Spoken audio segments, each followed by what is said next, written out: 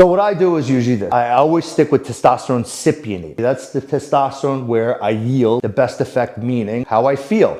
Drive, my head, my performance in the gym, all that other stuff. For my stack, what I like to stack on top of testosterone, just standalone propionate, Masteron. Why? Because I like the shorter estrogen just due to the fact that I can control the dosage, titrate the dosage up and down according to the way I feel or blood work, and I get a great result from it. Masteron is highly anabolic. You need a lot less of a milligram to get a good enough result. Now what I'll do a test base most of the time of 200 milligrams, the highest end of TRT, therapeutic dose. So I'll do like 150 to 200 milligrams of Masteron. Sometimes I'm feeling super froggy, like 2 to 3 weeks before a vacation with my family, I might do 250 to 300. If I'm feeling great at 200 the whole time, I'll just keep it at 200. I go for blood work at week 8 to 10, and guess what gets offset? Nothing. That means my body metabolizes it very well. Another compound that I like to dabble with that's considered a safest steroid is the unicorn steroid, methanolone enantiomer, which is Primabol. Why I call it the unicorn steroid? Because 99% of it's fake out there. You'll always get some whatever lab, somebody put a label on it and they're getting some sort of a feel off it. Meanwhile, it's prop and EQ. That's not what you look for. Primabol gives you a different effect, different feel, different appearance, or whatever. Primabol, though, it is relatively safe on the androgenic side effects. It can lower estrogen levels furthermore than Masteron. Masteron is more selective on the receptor, like a SERM. It leaves systemic estrogen alone, which you do want present, and you don't want to eliminate estrogen completely out of your body because just due to the fact of that could it cause side effects like drying of joints, negative mental effects, and lipid effects, drops your HDLs. Notice with Primabol, my estrogen did drop a little too low, showed on blood work, and how you could always direct effect. Your buddy downstairs gets a little funny. Estrogen, too high gets a little funny downstairs, too low gets a little funny. We need right in that wheelhouse. So if anything, over time, Primabol could actually have more of a negative effect than Masteron. If you like look into studies now and study the research, Masteron is one of the go-to compounds that guys like to stack with. I was never a huge fan of Dianabol. I never touched those or ever consider at this age, but some Anavar, Exandrolone, oral Anavar, but I don't take it daily. I'll take it just to spike some strength pre-workout. Yes, it does work like that. Central nervous stimulation, creatine, recycling, etc. Right? So I'll do 10, maybe 20 milligrams pre-workout 2 to 3 times a week. But I don't even do that all year. I do it for a couple months, then I won't touch it for a long time. I just use it through a little phase and then stop.